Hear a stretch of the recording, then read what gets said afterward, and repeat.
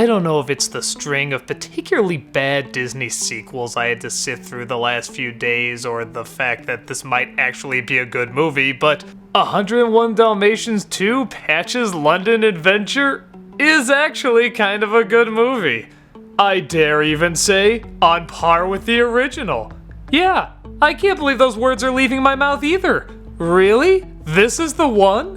It has the spirit of the original, artwork similar to the original, some great updates, some good callbacks. It's exciting, I didn't always know where it was going to go. It's funny, adventurous. Oh my god, I think I came across an actual good Disney sequel.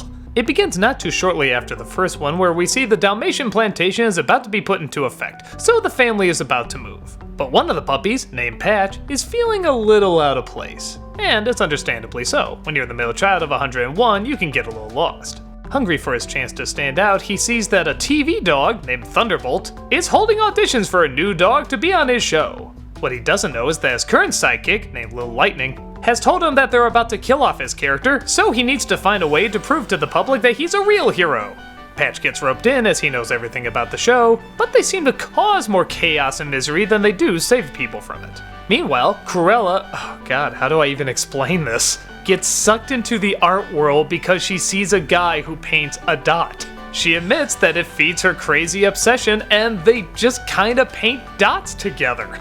But he seems to be running out of inspiration, or at least she doesn't like the work he's putting out. So she once again tries to kidnap the puppies, only this time she's not gonna make a coat out of them. She wants to paint the canvas with them. Oh my god, that is delightfully psychotic. In fact, I think she's even crazier in this movie than she was in the last one. The funny thing is, as I describe this plot, I realize it's kind of a formulaic plot. Well, for the most part, the art stuff is pretty out there. But there's a lot of callbacks to the original, there's another liar reveal story, another kid feeling out of place, we've seen all this stuff before. In fact, this is about as typical a Disney sequel script as you can get. But there's one thing this movie has that those other Disney sequels didn't have: charm. It's a charming movie. The characters are so likable. The comedy actually gets a few laugh-out-loud laughs. The pacing is never too rushed. The slow moments are perfectly slow, the fast moments are perfectly fast. The voice talent is especially good. That's Martin Short as the artist, he's really funny as hell. Cruella's voice is hilarious, the hero dog is delightfully full of himself. Jason Alexander is another villain, that's a lot of fun. And they got a real kid to play the puppy, not some adult just doing a high-pitched voice like this that's just uncomfortable and weird. The artwork is also really great. These are some very distinct backgrounds that are very similar to the original. I like the original a little better because they were hand painted and these are clearly computer, but by god, they still look great. It can be extreme and over the top, but it can also be kind of subtle and delicate too.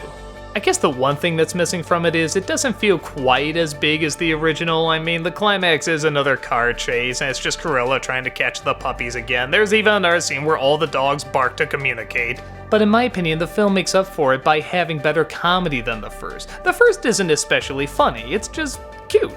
This one has a much better sense of humor, and you can tell the writing is trying much harder than it really needs to try, and I love that. I love taking this idea that really should only entertain your 2-year-old and actually throwing in some witty dialogue. So, is it a great film? By no means, but you're talking to a guy who doesn't even think the first one was a great film. But the first one was good, and cute, and had some charm to it. This is exactly the same thing.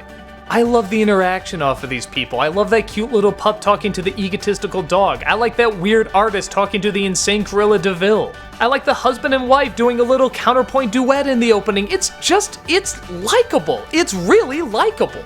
It reminds me a lot of the Wallace and Gromit shorts or the Shaun the Sheep movie. It's not like you're slapping your knee at the comedy, but there's just something inventive about it. Something so delightfully innocent yet still intelligent.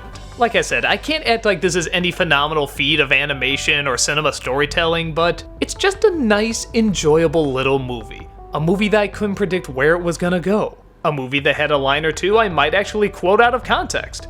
A movie I legitimately wanted to stay and watch until the very end. If somebody turned it off, I would go rent it and watch the rest of it. I know that's how movies are supposed to work, but for a lot of Disney sequels, that's not what happens. It's a perfectly entertaining little film, and after all the stinkers I've had to watch, entertaining little film to me equals amazing.